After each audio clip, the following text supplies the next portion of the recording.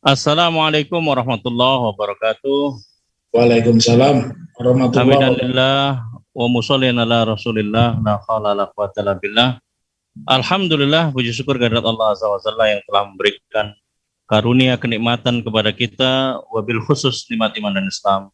Salawat serta salam semoga senantiasa tertuju kepada baginda Rasulullah sallallahu alaihi wasallam. Alhamdulillah, pada kesempatan sore yang sayup-sayup suasananya mendung di Jawa Timur, kita masih punya kesempatan untuk mendiskusikan satu persoalan yang sangat krusial yang berkaitan dengan seperti apa sebetulnya gestur yang direpresentasikan oleh pejabat-pejabat publik yang semakin hari belum lama berkaitan dengan yang terkait dengan kejadian yang sangat viral sekali mengenai tampilan wayang yang benar-benar menyentuh nurani, karena ini berkaitan dengan suku, agama, dan ras. Kemudian kita dikejutkan oleh sebuah berita berkaitan dengan analog atau pengumpamaan sebuah aktivitas yang mulia sebagaimana yang menjadi bagian dari keyakinan kaum muslimin, yakni syiar Islam adzan yang diumpamakan atau yang disetarakan layaknya dengan suara hewan. Nah, ini tentu menjadi satu persoalan baik dalam perspektif hukum yang berlaku di negeri kita dan yang berkaitan dengan seperti apa sebetulnya syariat Islam sebagai seorang mukmin, sebagai seorang muslim memahami persoalan yang ada.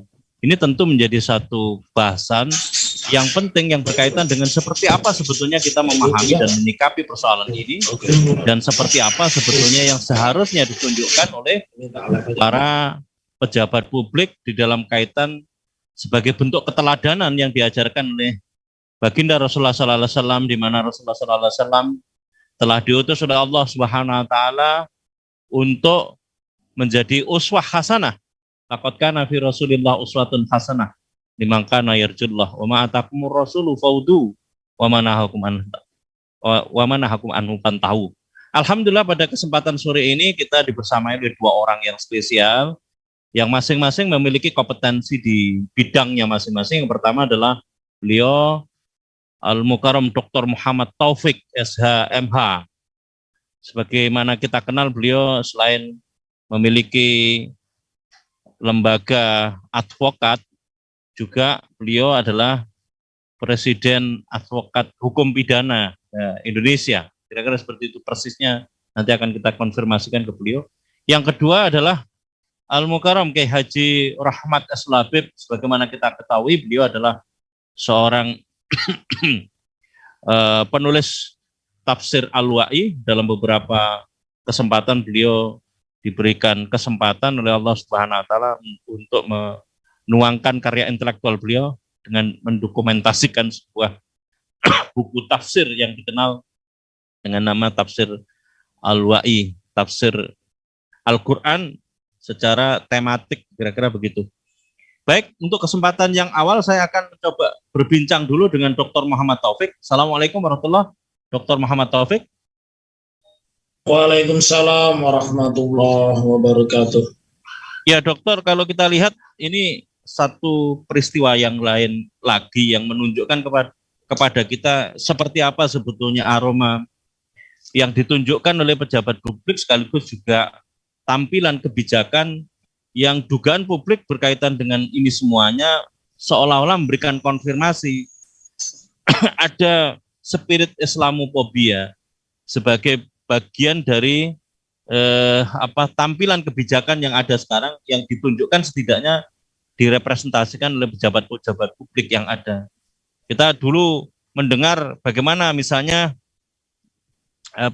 pengumpamaan yang sama, atau bahkan mungkin dinilai lebih, suara kidung lebih baik daripada suara itu kemarin persisnya. Saya tidak mengemahami secara persis ya, tapi ini bentuk semacam penyederhanaan atau semacam pemberian arti yang lebih mulia daripada ajaran-ajaran Islam.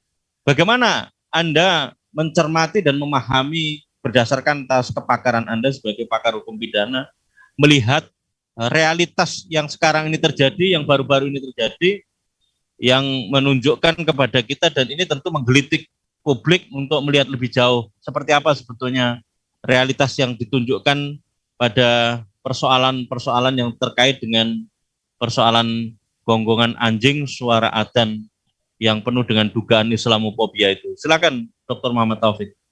Ya, baik, terima kasih. Bismillahirrahmanirrahim. Assalamualaikum warahmatullahi wabarakatuh. Waalaikumsalam warahmatullahi wabarakatuh. Pertama saya akan menyoroti dari istilah-istilah di dalam kabinet. Kalau di kabinet-kabinet sebelumnya, ya kabinet itu kan bercirikan dua. Satu, kabinet teknokrasi, ya, yang terdiri dari para teknokrat, ya. Yang kedua, kemudian kabinet yang merupakan representasi partai-partai, ya. Kalau yang pertama itu pada masa pemerintahan Pak Harto, karena pada saat itu kan terjadi otonomi politik yang begitu kuat, atau kita sering menyebutnya pada saat itu monolitik. Jadi banyak partai politik, ada 3 partai politik, tapi yang kuat Golkar. Sehingga sering dikenal pada saat itu dengan istilah Zakon Kabinet. Zakon Kabinet itu orang direkrut karena pengetahuannya, karena kapasitasnya, karena ilmunya.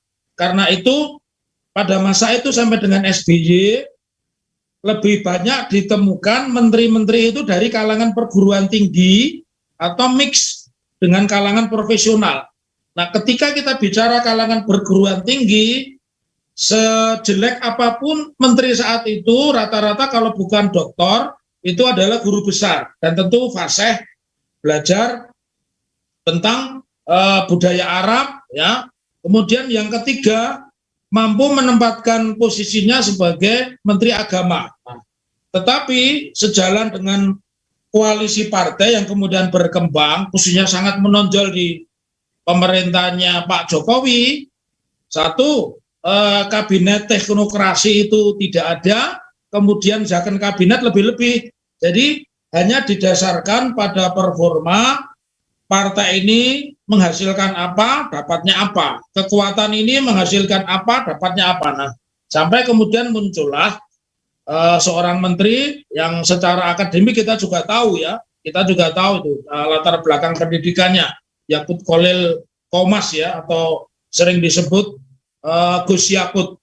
Dan kalau kita bicara dari aspek hukum, kontroversi itu bukan hanya sekali, ya, tapi beberapa kali, seperti mengucapkan hari besar Bahaisme, ya, agama Bahaisme. Terus kemudian dia sering mengatakan di mejanya Menteri Agama, dan di dalam posisi itu kalau kita mengukur dari Zakon Kabinet, dari kabinet teknokrasi, kabinet yang diduduki oleh teknokrat atau orang yang perfect di dalam bidangnya, tidak tercapai, ya.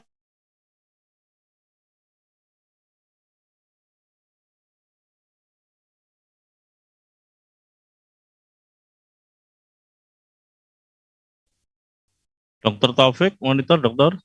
Itu non-government organization atau LSM, sehingga pernyataan-pernyataannya itu cenderung satu, tidak menyejukkan, yang kedua tidak berkualitas, dan terkesan memojokkan. Justru yang dipojokkan adalah kelompok-kelompok Islam terutama, karena misalnya, satu misal saja yang bukan kapasitasnya, dalam kasus pelaporan pidana terhadap pegiat medsos, ya, pegiat medsos mantan Partai Demokrat, ya, Ferdinand Hutahian, kan Pak Menteri ini begitu antusias membela, walaupun pada akhirnya tetap dipenjarakan begitu.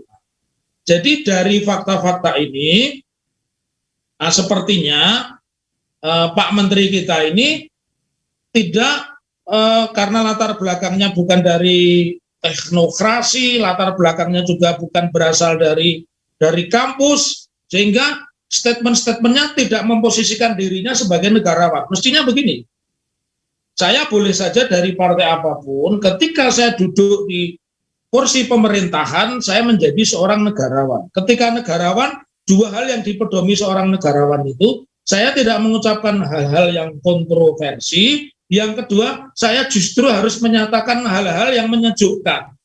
Yang selama ini terjadi itu kontroversi dan tidak menyejukkan. Lebih-lebih pernyataan yang sekarang, meskipun dengan apologi, hari ini sudah dibantah oleh pelaksana tugas Biro Humasnya bahwa itu tidak berniat. Saya justru menjadi pertanyaan, kenapa Pak Menteri yang biasanya mengucapkan langsung, berhadapan langsung dengan publik, misalkan mengucapkan hari kelahiran agama Bahai dan seterusnya, ya, Natal dan seterusnya, kenapa harus pakai PLT Biro Humas? Ya, ini kan menunjukkan bahwa beliau itu ingin mengurangi posisi diametrisnya yang berhadapan dengan masyarakat. Kebetulan ini momen sambung, kemarin Miftah, ya, sekarang disambut dilanjutkan oleh Yakut Khalil Qomas. Nah, oleh karena itu sekarang kita melihat dari deskripsi tindak pidana, ya.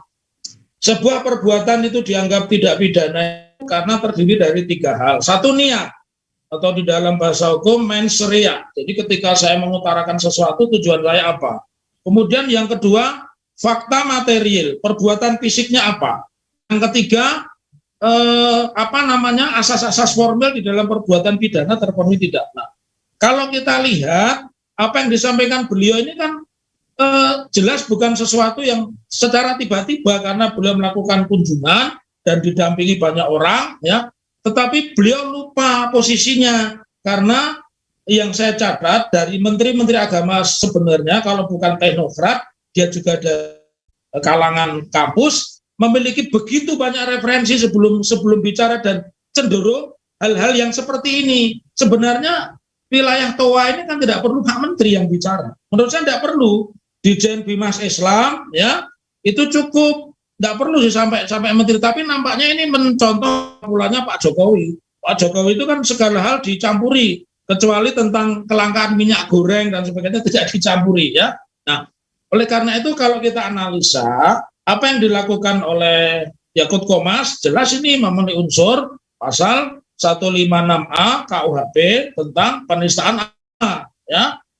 Kenapa? Karena jelas bagaimana mungkin seorang menteri yang wajar sih, ya, kalau menteri agama itu memberikan privilege, ya, kelebihan kepada kelompok muslim itu wajar karena kita mayoritas muslim dimanapun kita berada di bumi manapun. Kalau itu mayoritas non muslim, pasti yang non muslim yang diuntungkan. Jadi nggak ada istimewanya sebenarnya andai kata beliau memberikan hal yang proporsional kepada muslimin. Tetapi karena tadi beliau lupa, seolah-olah masih NGO belum menteri. Jadi segala hal diambil alih. Harusnya satu, secara teknis kalau menterinya ini seorang teknokrat atau ini kabinet, kan pasti tidak mungkin diucapkan menteri karena mengurangi resistensi.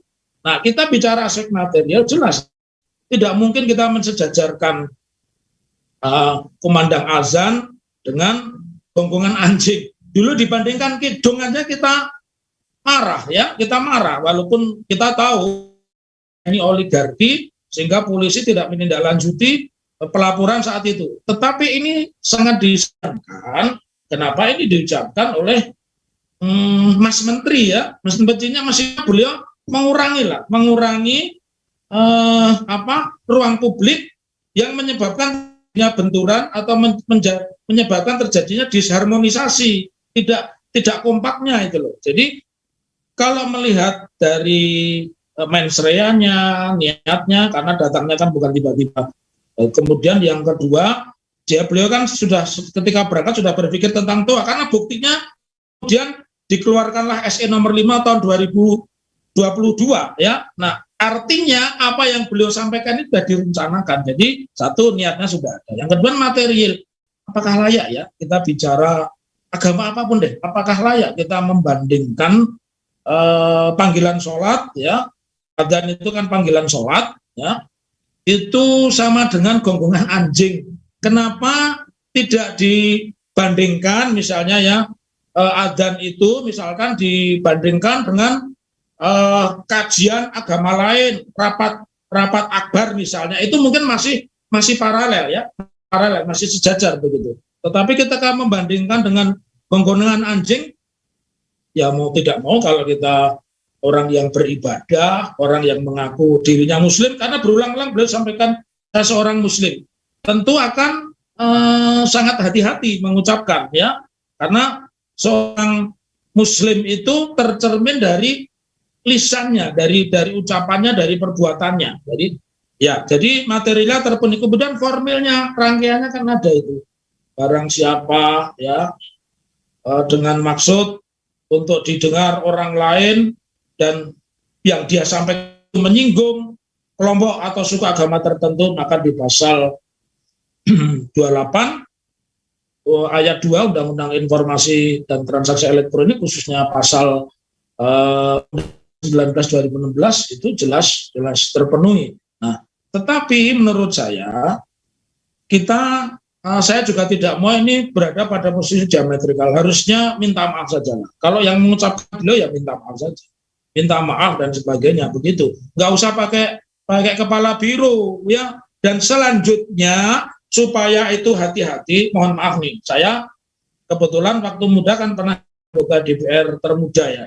Jadi pada saat itu sebelum saya duduk di kursi legislatif itu punya pendidikan short course selama 2 minggu, namanya orientasi kedewanan. Diajarin, cara makannya pun diajari, cara bertatap muka dengan media massa diajari, cara public hearing, bersua dengan masyarakat yang sekarang dikenal reses, itu diajari, legal drafting, membuat undang-undang diajari, budgeting, dan yang terutama adalah melakukan fungsi kontrol. Saya melihat kok ini tidak ada, ya. Jadi banyak menteri, bukan hanya beliau yang ngurusi remeh-remeh. Masa menteri agama ngurusin toa, mestinya ngurusin, oh ini haji ini berangkatnya tanggal sekian, kenapa belum berangkat, bla bla bla dijelaskan. Ada menteri BUMN yang diurusi BC, ya kan? Jadi memang karena tidak ada kabinet teknokrasi, otomatis tidak mungkin melahirkan zakon kabinet, ya. Ya seperti ini akhirnya tumpang tindih dan bicara tidak proporsional, tidak profesional. Begitu, Ustaz Slamet. Ya, terima kasih Dr. Muhammad Taufik. Saya coba beralih ke Al-Mukarram Kiai Haji Rahmat S. Labib. Sebelum saya gali lebih lanjut lagi, jadi ada banyak hal sebetulnya yang bisa kita gali. Misalnya, ini ada perkembangan baru, Roy Suryo sudah melakukan langkah-langkah hukum. Dan seberapa sebetulnya equality before the law dalam konteks law enforcement, terutama terhadap pejabat-pejabat publik. Tapi ditahan dulu Pak, nanti saya akan tanyakan setelah kita mendapatkan perspektif dari Kiai Haji Rahmat S. Labib. Yai Rahmat S. Labib, Assalamualaikum, Yai. Audionya masih mute, Yai. Assalamualaikum warahmatullahi wabarakatuh. Sebagai sebuah realitas, adakah model realitas yang ditemui dalam lintasan sejarah Islam kasus seperti ini, dan seperti apa sebetulnya Islam memahami dan menjelaskan persoalan ini dan sekaligus juga menyikapi persoalan ini, Yai? Silakan, Yai. Begini, sebelum kita bicara tentang sejarah dan yang lain, saya kira paling penting adalah mendudukkan posisi adzan dalam ajaran Islam. Ya, kalau kita kembalikan dalam Islam, maka adzan itu termasuk bagian dari syiarul Islam. Syiar, ya, syiar itu apa? Syiar itu makna secara bahasa adalah alamah, tanda. Nah, kalau syiar itu biasanya adalah perbuatan atau ucapan yang itu merupakan menjadi penanda alamah bahwa itu adalah bagian dari ajaran Islam. Nah, oleh karena itu sebenarnya adzan itu tidak ada perbedaan mendapatkan para ulama bahwa adzan merupakan bagian dari syiar Islam, ya, bagian dari syiar Islam. Kenapa? Karena di sana ada af'al, ada perbuatan, di sana ada akwal, ada ucapan-ucapan yang perbuatan dan ucapan itu dengan jelas terlihat oleh manusia bahwa itu adalah bagian dari Islam. Nah, bagian dari Islam dari mana? Kalau kita lihat ada beberapa hal. Yang pertama, fungsi dari adzan itu. Dia adalah adzan itu makna bahasanya adalah iklam tadi. Iklam, ya, dan itu adalah pemberitahuan. Memberitahukan apa? Yani iklam biduhuli waqtis shalah. Jadi pemberitahuan kepada umat tentang masuknya waktu sholat. Oleh karena itu, adzan tidak bisa dikumandangkan pada setiap waktu, ya. Jadi waktu-waktu tertentu, ya. waktu pada saat awal masuk sholat di sebelah pemandangan adzan.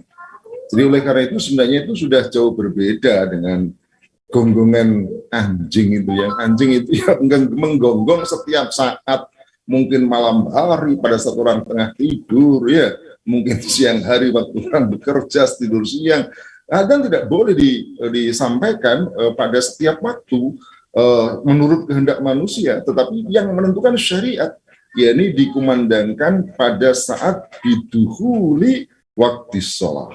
Yang menentukan itu bukan adzan, sekalipun adzan itu hebat suaranya, dia tidak boleh kemudian sembarangan adzan sendiri.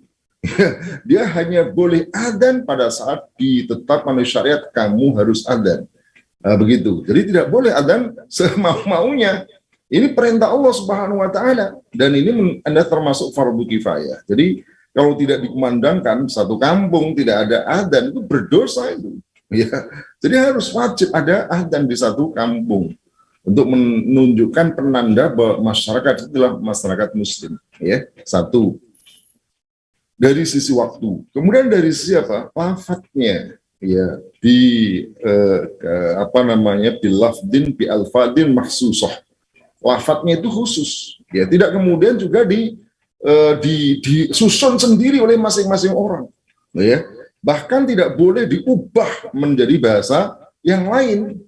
Nggak boleh menjadi bahasa Indonesia, nggak boleh terjemahkan bahasa Jawa, sekalipun Jawanya kromo inggil, misalnya yang paling halus pun nggak boleh. Karena apa? Ini merupakan syiarul Islam, syiarul Islam, ya, nggak boleh diubah menjadi katakanlah seperti yang lain-lain. Dan bilafdin bi alfadin mahsusah, dengan lafaz-lafaz khusus yang itu ditentukan oleh syariat. Jadi nggak boleh juga diubah, baik lafalnya, urutannya, gitu. Berarti ini sih menegaskan ini syariat dari Allah Subhanahu wa taala. Jadi kalau kemudian disetarakan, masya Allah, jangankan kok anjing, ya, dengan ucapan manusia biasa saja tidak ada apa-apanya.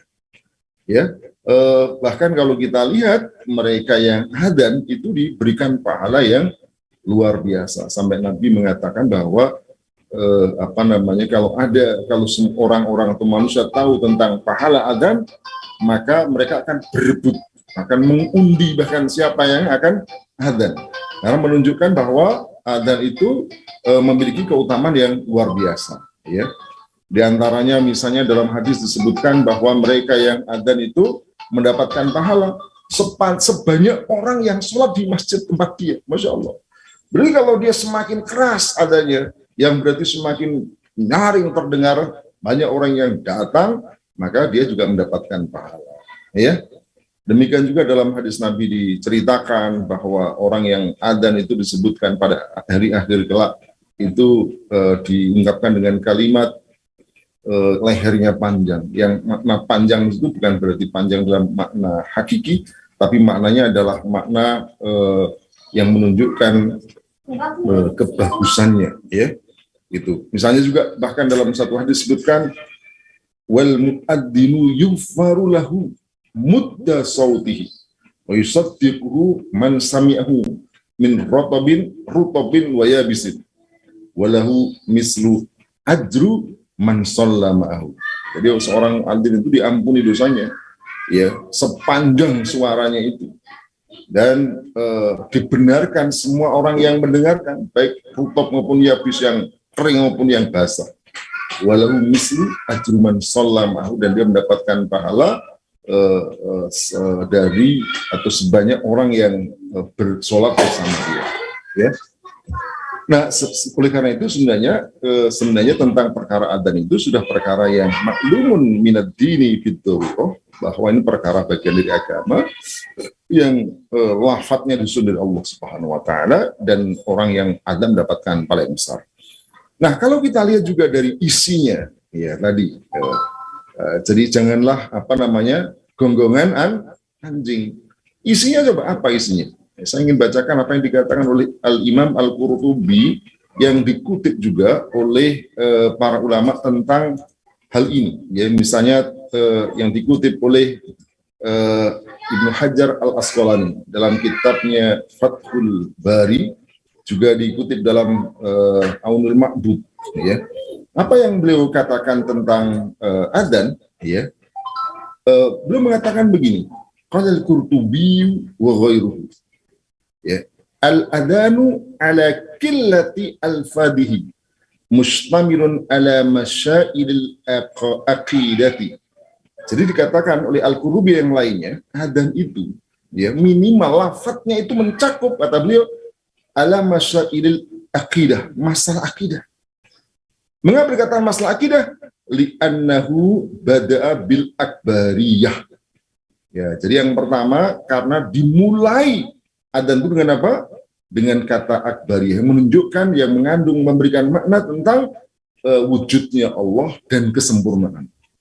Jadi ketika disebutkan Allahu Akbar, maka kalimat itu mengandung akidah, mengandung bahwa Allah itu ada, dan sekaligus mengandung bahwa Allah itu maha segalanya. Jadi kalau kemarin juga ada seorang kiai yang mengatakan nggak ada dalil Quran, nggak ada dalam hadis tentang apa Allah ada, ya ini termasuk lafaz Allah itu menunjukkan Allah itu ada. Lah kalau nggak ada lafaz Allah kemudian nggak ada yang disebut itu, ya gimana? Itu masuk omong kosong. Jadi Allahu Akbar sekaligus menunjukkan tentang kebesaran, kemahakuasaan. Apalagi menggunakan ismu tafdil akbar, artinya lebih besar dari apapun saja. Maka sebenarnya ketika orang mendengarkan kalimat itu mestinya langsung ingat, lebih besar daripada bisnisnya, tinggalkan sejenak untuk sholat. Lebih besar dari keluarganya, tinggalkan sebentar untuk sholat. Lebih besar daripada urusan yang lain-lain, tinggalkan, gitu. Masya Allah. Jadi kalau kita lihat ini kalimat yang luar biasa, Allahu Akbar, diulang sampai 4 kali. Setelah itu apa? Kata beliau, dikatakan bahwa summa bitauhidi wa nafis syariq asyhadu an la ilaha illallah. Ini adalah kalimat yang menunjukkan bahwa kalimat tauhid dan sekaligus menafikan isyraq, yakni syirik, ada sekutu selain Allah Subhanahu wa taala. Ini kalimat yang mulia. Dan ini adalah kalimat yang diajarkan oleh semua nabi. Tak ada seorang pun nabi itu Allah SWT kecuali mengajarkan kalimat ini. Jadi lalu kemudian kalimat ini disetarakan dengan gonggongan anjing, Masya Allah. Itu sudah jelas-jelas penghinaan yang luar biasa. Loh, jangankan kok anjing menggonggong anjing, ucapan manusia saja itu nggak ada apa-apanya. Ya kan? Allahu Akbar. Kemarin ada seorang buya mengatakan apa? Kalimat terakhir masuk surga ini katanya dia, Masya Allah, kata dia masuk surga dengan ucapan. Ingat, kalimat inilah yang membawa masuk surga. Dan kalau tidak biasa mengucapkan kalimat Allahu Akbar, tidak bisa biasa mengucapkan La ilaha illallah, sulit nanti waktu mati masuk surga. Waktu mati mengucapkan kalimat itu. Makanya ini juga khawatir kalau mereka yang menghinakan kalimat La ilaha illallah saat mati, apalagi menyetarkan kalimat La ilaha dengan gonggongan anjing, kalimat yang keluar bukan kalimat Allah, bukan kalimat La ilaha illallah, tapi kalimat yang keluar adalah suara anjing menggonggong. Masya Allah. Yang kedua, yang ketiga kata beliau apa?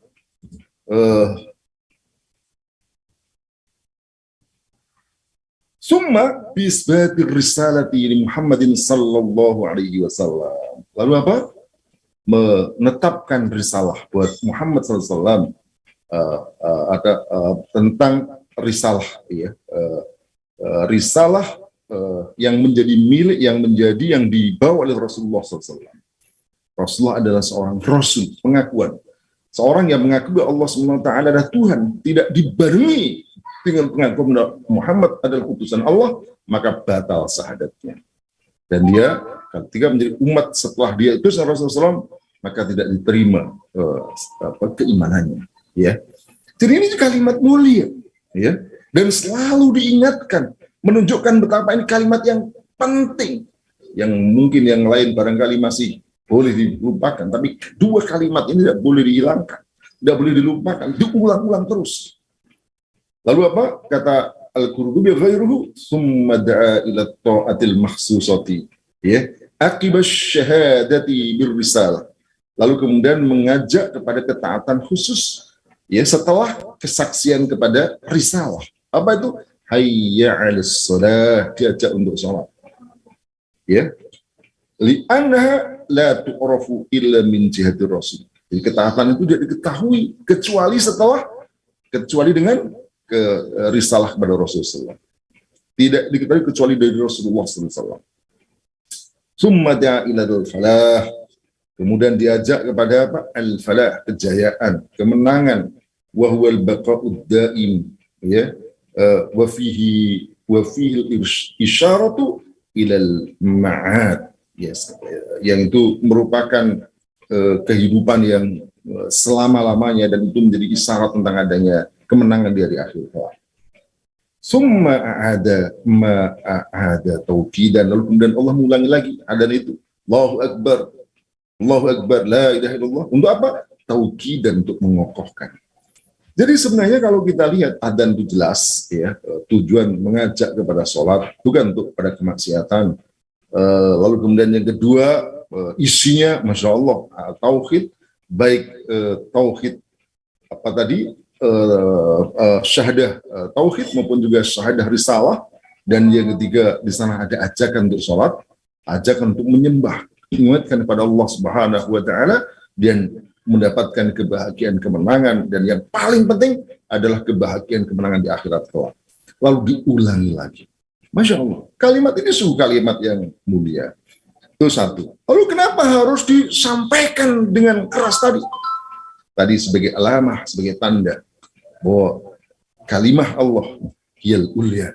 Kalimat Allah adalah kalimat yang tinggi dan tidak boleh dikalahkan yang lain. Ya, yang dengan begitu ketika disampaikan dengan keras, apa yang terjadi? Orang yang mendengar lalu menyimak. Ketika menyimak apa? Menjawab. Menjawab adzan dapat apa? Pahala. Sekarang siapa yang menjawab ucapan seseorang lalu mendapat pahala? Orang ngomong apa, dijawab orang ngomong apa, jawab. Apakah ada jaminan pahala? Apalagi menjawab gonggongan anjing. Masya Allah, ya Allah, astagfirullahaladzim. Na'udzubillah min dzalik. Jadi nggak ada. Jadi ketika orang mendengar, menjawab, lalu kemudian dia mendapatkan pahala. Setelah itu kemudian dia berdoa, setelah selesai dapat pahala. Dan bukan hanya itu, segera berangkat menuju ke masjid di mana adzan itu berkumandang. Maka sebenarnya adzan juga tidak hanya menjelaskan tentang alamah bidukhuli waktu shalah, tapi juga sekaligus alamah bimakanis shalah. Jadi menunjukkan tentang apa? Tempat sholatnya di mana. Di sanalah tempatnya, di sebelah masjid sana.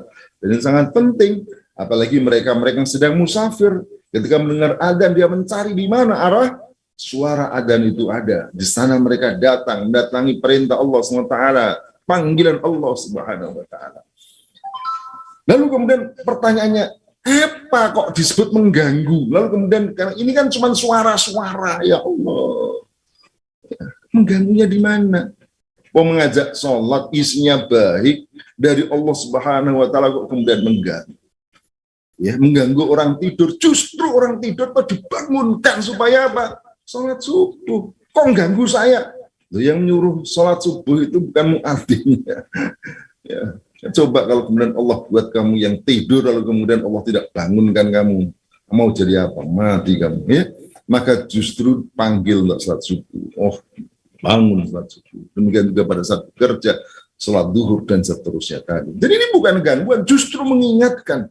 Di saat orang lalai, orang lupa kepada Allah SWT, diingatkan dengan adzan.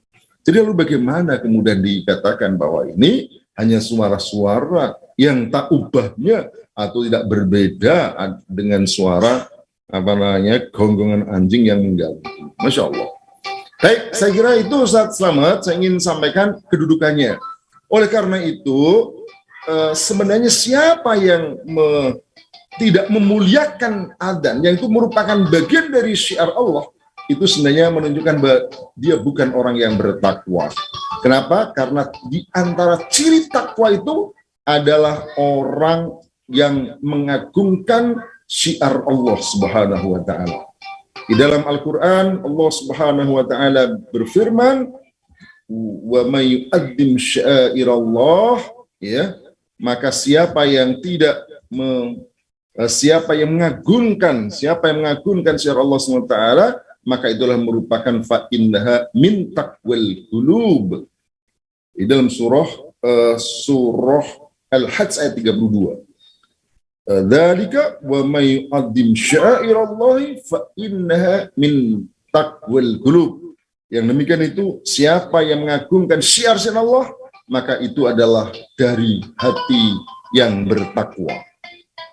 Dan ingatlah, itu berarti memberikan makna sebelumnya, siapa yang tidak mengagungkan, siapa yang merendahkan, siapa yang menganggap itu panggilan biasa, siapa menganggap ucapan itu ucapan biasa, apalagi seperti gonggongan anjing, maka itu menjadi cermin bahwa itu hatinya tidak bertakwa. Dan yang tidak kalah pentingnya, terakhir saya ingin sampaikan, orang yang menghinakan syiar-syiar Allah SWT, termasuk dalam hal menjadikan panggilan Allah itu sebagai panggilan yang hanya semacam kalimat biasa atau bahkan dianggap sebagai guyonan dan semacamnya, ya ini tentu berlaku kepada siapa saja ya yang menganggap, melecehkan, merendahkan adzan dan semacamnya, maka itu juga harus diingatkan ya. Coba perhatikan dalam surah Al-Maidah ayat 57-58. Dalam ayat tersebut Allah SWT berfirman, Ya ayyuhalladzina amanu la tattakhidul ladzina ittakhadhu dinakum huzwan wa la'iban minal ladzina utul kitaba min qablikum wal kuffara awliya wattaqullaha in kuntum mu'minin.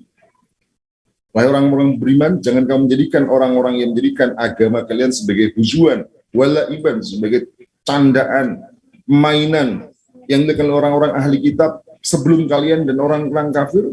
Jangan jadikan mereka itu sebagai aulia, jadi pemimpin, sebagai kawan dekat, ya, dan berrahmat Allah SWT jika kamu terus orang mukmin.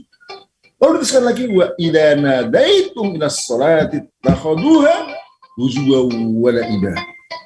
Jadi dan mereka juga, dan ketika nadaitum ilas shalah, ketika kamu memanggil nadaitum salah, jadi melakukan panggilan kepada salah, ittakhaduha huzwa wa la'iba. Mereka menjadikan salat itu, panggilan salat itu sebagai apa? Huzwa wa la'iba, sebagai candaan, sebagai permainan dan hal yang tidak penting.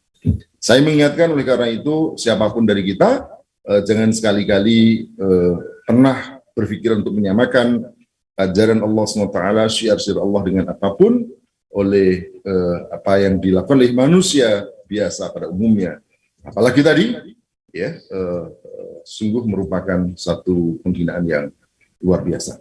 Saya kira itu yang dapat sampaikan, semoga bermanfaat. Assalamualaikum warahmatullahi wabarakatuh. Waalaikumsalam warahmatullahi wabarakatuh. Syukron jazakallah khairan kepada Kiai Rahmat Keslapib atas pencerahannya. Beliau tadi menekankan di akhir bahwa perlu diingatkan gitu ya. Kayaknya selaras dengan apa yang disampaikan Dr. Muhammad Taufik. Diminta untuk minta maaf lah, untuk menyampaikan secara terbuka kepada umat Islam. Dr. Muhammad Taufik, tahan dulu Dr. Kiai Rahmat. Kita juga akan menggali nanti setelah ke Dr. Muhammad Taufik. Dr. Muhammad Taufik, ya. Secara realitas equality before the law dirasakan sebagai bagian yang sekarang menjadi kegelisahan publik. Seberapa jauh sebetulnya law enforcement terkait dengan apa yang dilakukan oleh pejabat publik dalam konteks dugaan adanya penistaan terhadap SARA. Silakan dokter. Ya, pertama, salah satu kunci utama dari sebuah tegaknya hukum, dibuatnya banyak peraturan itu kan adalah law enforcement, adanya penegakan hukum. Tetapi ketika kita sebelum menegakkan hukum itu, kita harus mengenal dulu asas-asasnya. Bahwa hukum kita sesuai dengan pembukaan Undang-Undang Dasar 45 itu kan menganut asas equality before the law, artinya sama kedudukannya di depan hukum. Nah, pertanyaannya, apakah perilaku itu sudah benar-benar dijalankan? Kalau kita melihat banyak praktek hukum pidana kita itu dijalankan tidak memakai asas equality before the law, artinya asas kesamaan, kesetaraan itu tidak ada. Yang ada justru disparitas pidana. Disparitas itu maksudnya apa? Fakta materialnya sama, hukum formilnya sama, perbuatannya sama, tetapi cara penanganannya berbeda. Kita bisa melihat misalkan pada kasus-kasus yang dipersangkakan, ini bukan setback ya, tapi faktual yang sebentar lagi mau disidangkan, misalnya kasusnya HBS, Habib Bahar Smith ya, itu kan tidak jelas rumusannya yang dipakai pasal 14, pasal 15 Undang-Undang 146 itu apa tentang hoax gitu loh ya. Tiba-tiba sudah ditersangkakan, ditahan dan begitu cepatnya. Tetapi di kesempatan lain ketika seorang pejabat negara ya itu melakukan pelanggaran dan kejahatan, tidak ada penindakan karena memang seorang pejabat negara itu dikecualikan, punya impunitas itu diatur di pasal 50 Kitab Undang-Undang Hukum Pidana kalau dia sedang menjalankan tugas. Nah, pertanyaannya, apakah membandingkan toa adzan dengan gonggongan anjing itu bagian dari menjalankan tugas? Kan enggak ada tugas kok seperti itu gitu ya. Artinya kalau kita mendasarkan itu sudah tidak berlaku ya. Jadi dan saya melihat SE nomor 5 tahun 2022 ini akan sama nasibnya dengan SE yang lain karena ini konstruksinya bukan konstruksi peraturan, tapi konstruksinya itu konstruksi politis atas desaan, atas tekanan, atas tadi sitolol ya, situasi toleransi. Jadi sitolol saya menyebutnya, sitolol tadi, situasi dan toleransi. Nah, jadi sebuah peraturan itu bisa berlaku itu 3. Satu, pertama, dia memuat konten lokal.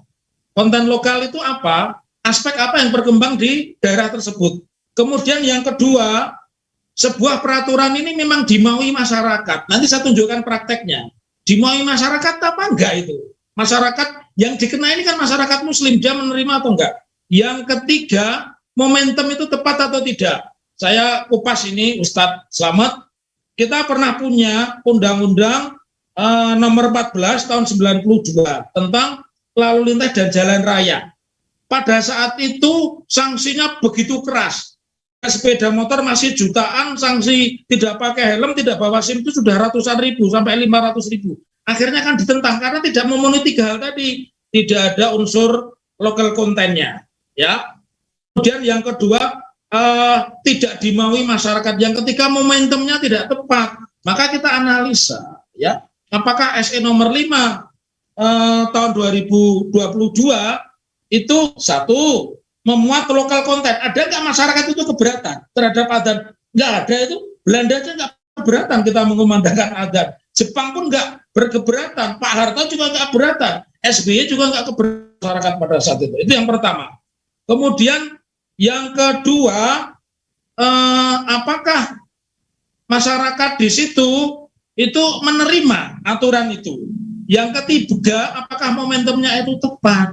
Ya, nah, saya pikir di dalam situasi seperti ini yang kita harapkan dari Menteri Agama itu justru bicara yang kesejukan. Misalkan, oh nanti bulan sekian, tanggal sekian haji diberangkatkan. Seperti itu yang dikehendaki masyarakat.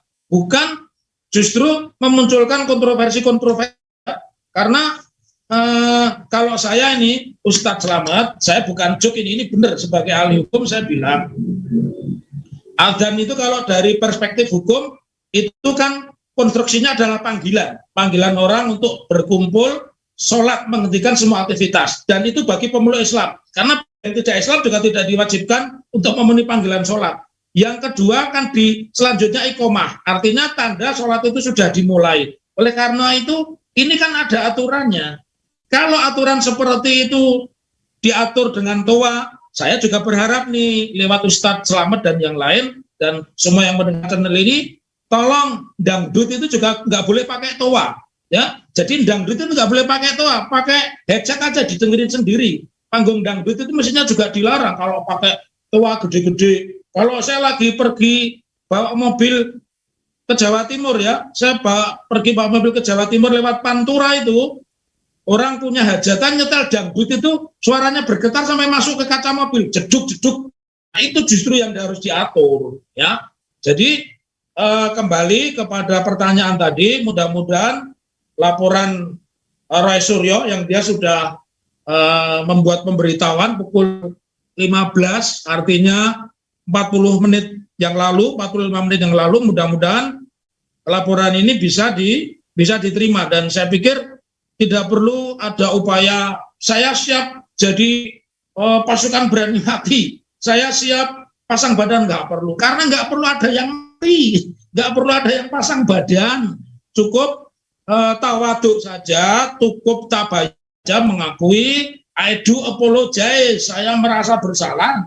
Saya pikir everything is clear, selesai itu harapan saya. Jadi pandangan saya seperti itu, Ustadz Slamet ya. Jadi kalau memang ada SE tentang toa masjid, yang mestinya ada SE tentang dangdut. Nah ini mestinya mengeluarkan bukan menteri agama kalau dangdut, yang mengeluarkan mestinya Sandiaga Salahuddin Uno itu, memberi kreatif, menteri pariwisata dan kreatif. Itu Ustadz Slamet. Tapi publik menangkap bahwa kesan hukum tumpul ke atas tajam ke bawah sangat terasa. Tapi kalau dalam konteks misalnya antara yang mereka diterapkan kepada mereka yang sejalur dengan kepentingan kebijakan yang sedang ditelurkan oleh para pengambil kebijakan, itu justru tidak resisten. Tapi kemudian ketika yang berseberangan atau bertolak belakang dengan garis kebijakan, arah kebijakan yang pengambil kebijakan justru resisten. Seperti apa Pak Dr. Muhammad Taufik memahami seperti ini? Ya, itu konsekuensi dari corak negara ya, yang disebut negara oligarki. Negara oligarki itu ada hukum, tapi hukum hanya berlaku kepada lawan politik. Ada peraturan berlaku kepada lawan politik, ada jabatan-jabatan publik, tapi jabatan publik itu harus hanya bisa diduduki oleh orang-orang yang punya keterkaitan dengan kekerabatan. Dan itu sudah terjadi, kita lihat di jabatan ketentaraan, di jabatan kepolisian, di jabatan pemerintahan, pasti orang-orang yang berhubungan dengan penguasa, nggak ada yang lain. Maka dari awal diskusi ini saya tadi menyebut, kabinet yang bagus itu adalah kabinet teknokrasi atau zakon kabinet. Zakon kabinet itu orang duduk karena kapasitasnya, orang duduk karena ilmunya. Kalau teknokrasi itu kan ketika kita fase melaksanakan pembangunan fisik, maka diisi para teknokrat, ya, alumni dari Berkeley, alumni dari Amerika dan seterusnya. Nah, pada fase ini saya melihat hukum itu kalau di dalam bahasa Jawa ban cinde, ban ciladan. Kalau di Indonesia kan satu digendong dengan cinde, satu digendong dengan ciladan, ya. Nah, jadi beda. Yang satu dengan cinde enak, yang satu dengan ciladan itu enggak enak, ya. Oleh karena itu tadi ada pernyataan, saya pikir sudah sangat lama ya. Itu almarhum Kiai Haji Zainuddin MZ. Jadi beliau memang orang yang apa namanya pintar ya. Cuman gagal di dunia politik itu. Partainya gagal terus, partainya beliau ya. Tapi ya mudah-mudahan beliau dimuliakan. Jadi artinya masih mending dulu tumpul ke tajam ke bawah, tumpul ke atas. Sekarang ini hukum karena oligarki, hukum itu suka-suka saya. Kalau saya mengatakan itu korupsi, mungkin nilainya tidak seberapa pun kamu tak tangkap sebagai koruptor. Tetapi sebaliknya, kalau itu bukan korupsi, walaupun itu nilainya besar, itu tidak termasuk korupsi, sama seperti yang kita praktekkan. Maka di dalam ilmu pidana, di pemaknaan terhadap pemberlakuan hukum yang berbeda itu dikenal disparitas. Jadi disparitasnya dimulai dari saat menangkap. Ya lihat aja ini kasus, bukan rempet, kalau bicara hukum kan bicara fakta. KM 50, masa sih kasus seperti itu pembunuhan kok tidak ada yang ditahan gitu loh. Kan aneh ya. Tapi orang mengadakan hajat, ya pernikahan, pengajian ditahan, dianggapnya melanggar prokes, dan mungkin di seluruh dunia prokes yang hukumannya berat hanya yang diperlakukan kepada keluarga besar Habib Rizik Syihab itu. Barangkali itu. Jadi itulah disparitasnya. Selama hukum itu berada di oligarki, maka hukum itu ada. Tetapi penerapannya bergantung kepada saya. Mana yang masuk hukum, mana yang tidak. Itu saya menentukan. Seperti itu Ustaz Selamat. Ya, terima kasih Dr. Muhammad Taufik atas perspektif yang berikutnya. Saya beralih ke Yai Rahmat Aslabib. Assalamualaikum warahmatullahi wabarakatuh. Yai Rahmat. Wabarakatuh. Iya, penampakan dari persoalan yang menyeruak ke permukaan ini tadi disebut oleh Dr. Muhammad Taufik karena style kepemimpinannya kepemimpinan oligarki. Kalau dalam perspektif Islam sebetulnya timbulnya banyak persoalan yang sekarang ini muncul ke permukaan yang tadi kalau panjenengan menyampaikan, Mukarram tadi menyampaikan itu sebetulnya adalah bentuk pelanggaran terhadap akidah dan syariat, dan itu nampaknya menjadi satu yang umum. Ironis justru ditunjukkan oleh para pejabat publik yang harusnya memberikan keteladanan. Seperti apa, Yai?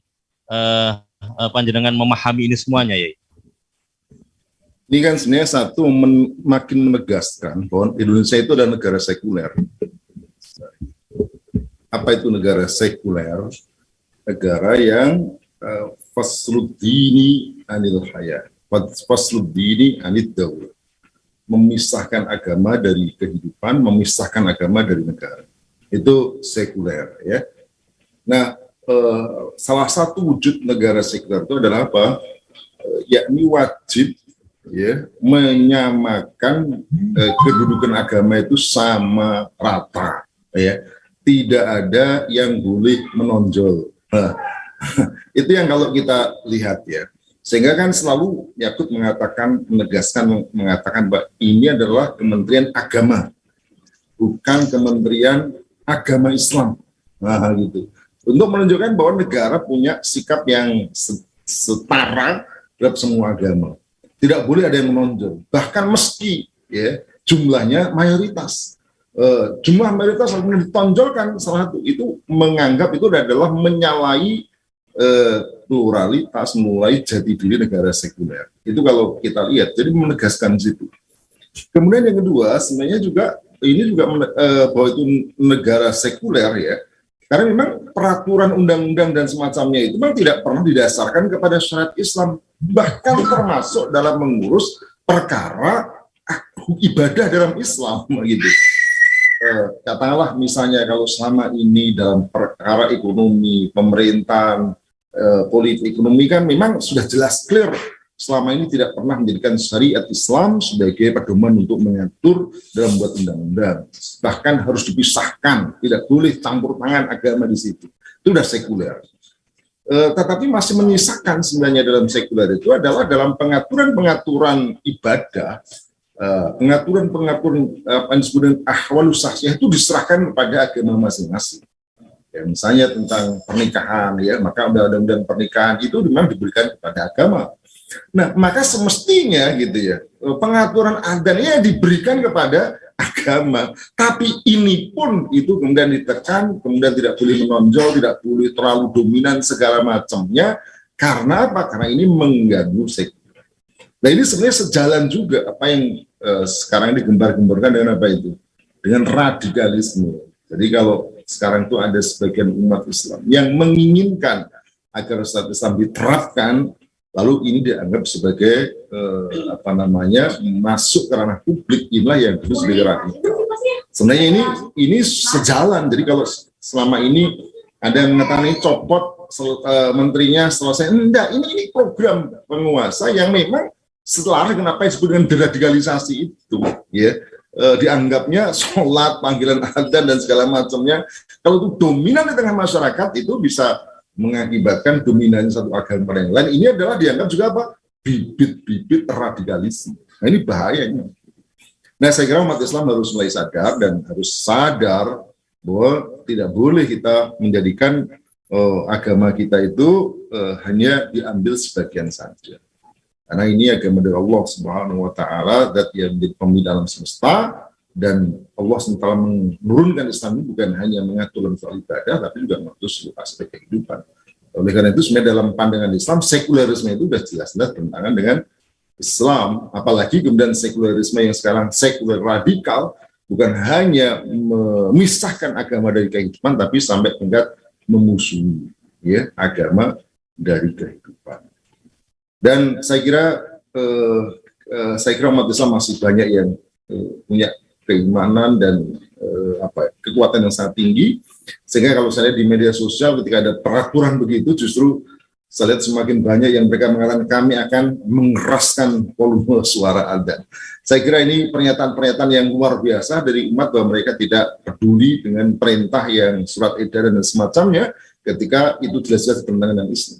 Nah, semestinya adzan harus dikembangkan, dikeraskan sepanjang supaya orang terdengar dari ujung ke ujung sehingga mereka bisa menikmati ya, mereka mendengar syiar Allah SWT, menjawab adzan sudah berpahala, Masya Allah, doa setelah adzan berpahala dan seterusnya, dan mereka diingatkan segera pergi ke masjid untuk melakukan sholat, Masya Allah. Ini jadi kalau umat Islam kemudian justru melakukan, saya kira juga aturan-aturan seperti itu nanti betul-betul yang dikatakan menak itu kalau disamakan dengan gangguan anjing ya, umat Islam juga punya hal yang sama ya, kafilah berlalu anjing menggonggong kafilah berlalu. Itu ya. Jadi umat Islam kan berlalu terus dalam pedulikan apa yang diminta oleh surat edaran itu, meski itu sudah menggonggong berkali-kali, karena umat Islam lebih patuh dan tunduk pada perintah Allah Subhanahu wa Ta'ala. Saya kira itu. Ya. Dr. Muhammad Taufik, kita punya waktu 3 menit, monggo closing statement-nya Dr. Muhammad Taufik. Silakan Dr. Muhammad Taufik. Oke, saya akan baca puisi saja boleh ya, Tat ya. Kali ini saya baca puisi saja. Boleh, silakan. Puisi saya banyak ya. Hanya setan yang kabur ketika mendengar suara adzan. Maka terserah kita apakah akan mengikuti setan ataukah menyambut seruan adzan. Ya. Dua-dua yang tidak pernah ditolak, yaitu doa ketika waktu adzan dan doa ketika waktu hujan. Menyedihkan sekali adalah ketika mendengar seruan adzan tapi tidak segera menyambutnya dengan melaksanakan sholat.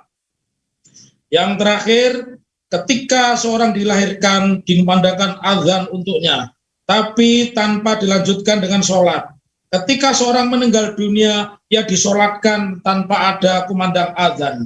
Adzan yang dikumandangkan ketika kita lahir adalah seruan untuk sholat saat kematian kita. Subhanallah, begitu singkatnya hidup kita, hanya rentang antara adzan dan istiqomah. Sekian, Assalamualaikum warahmatullahi wabarakatuh. Waalaikumsalam warahmatullahi wabarakatuh. Luar biasa. Butuh ruang panggung khusus nanti untuk membacakan puisi tersendiri itu dan mengulasnya. Yai Labib silakan, ya Rahmat Labib untuk berikan closing statement-nya. Baik, terakhir saya ingin menegaskan, sebagian para ulama mengatakan bahwa kumandang adzan itu adalah merupakan kalimat yang paling baik, atau di antara kalimat yang paling baik, karena termasuk tercakup dalam firman Allah SWT, wa man ahsanu qalam mimman da'a ilallahi wa amila salihah. Dan wa man ahsanu, ya, siapakah yang paling baik ucapannya? Qaulan, siapa yang perkataannya paling baik, lebih baik dari siapa? Mimman da'a ilallah, dari orang yang mengajak kepada Allah. Adzan seperti yang disampaikan adalah bagian dari ajakan, panggilan untuk mendatangi perintah Allah Subhanahu wa Ta'ala, perintah untuk salat berjamaah yang di sana ada keutamaan, yang di sana ada ketaatan, yang di sana ada silaturahmi, ada tilawah, ada segala macam ketaatan yang lainnya. Maka orang yang melakukan adzan ini mendapatkan pahala yang besar.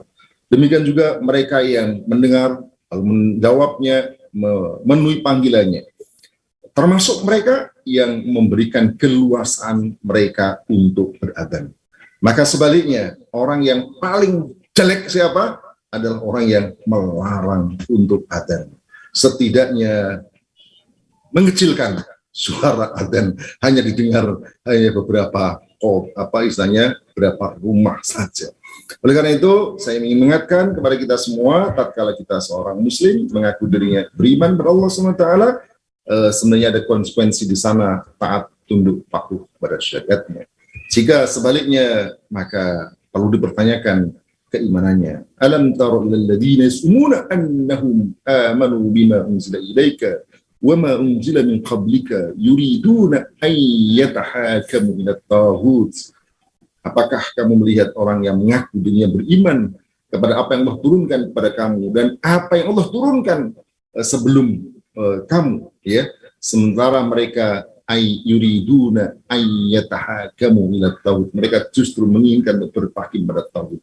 Artinya seharusnya, artinya bahwa mestinya orang yang beriman, mengaku beriman pada Quran, beriman pada Islam, maka tindakannya sejalan, taat tunduk pada syariat Islam, bukan sebaliknya menjadi penghalang bagi tegaknya syariat Islam, menjadi penghalang bagi syiar-syiar Islam. Moga-moga kita tidak termasuk dalam. Amin. Saya kira itu yang dapat sampaikan, bermanfaat. Jazakallah khairan kepada Al-Mukarram Kiai Haji Rahmat Eslabib, kepada Al-Mukarram Dr. Muhammad Taufik, Sarjana Hukum, Master Hukum, atas pencerahannya. Semoga ini semuanya adalah bentuk wujud kita meyakini, semakin meyakini adzan sebagai lantunan tanda sholat dan merupakan bentuk wujud dari kebesaran Allah Subhanahu wa taala. Dan sesungguhnya as-sholatu imaduddin, sholat itu adalah tiangnya agama. Dan sholat itu adalah bagian dari pilar yang telah ditunjukkan, yang telah ditetapkan oleh Allah Subhanahu wa taala, yang mengokohkan keberadaan Islam sebagai syariat yang telah diturunkan oleh Allah Subhanahu wa taala kepada baginda Rasulullah sallallahu alaihi wasallam untuk menyempurnakan kehidupan manusia. Dari saya sampaikan, apabila ada perkataan dalam saya mengantarkan diskusi ini, saya mohon maaf karena kesalahan datangnya dari Al-Fakir sebagai manusia. Sungguh yang hak itu datang dari Allah Subhanahu wa taala. Saya sampaikan jazakallahu khairan kepada semuanya yang sudah hadir dan menyempatkan pada diskusi kita Pusat Kajian Analisis Data. Dari saya, billahi taufiq wal hidayah. Wassalamualaikum warahmatullahi wabarakatuh. Terima kasih. Syukron semua.